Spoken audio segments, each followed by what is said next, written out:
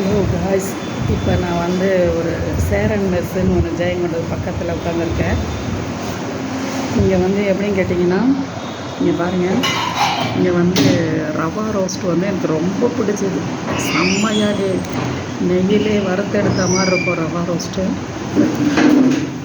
இது வந்து எங்கே இருக்குதுன்னு கேட்டிங்கன்னா, ஜெயங்கொண்டம் பொய்யூர் திருச்சி போகிற வழி இருக்குது இல்லைங்களா, இதில் வளையிற லெஃப்டில் இருக்கும். கடலூர்லேருந்து வந்தீங்கன்னா, இங்கேருந்து போனீங்கன்னாக்கா ரைட் சைடில் இருக்கும்.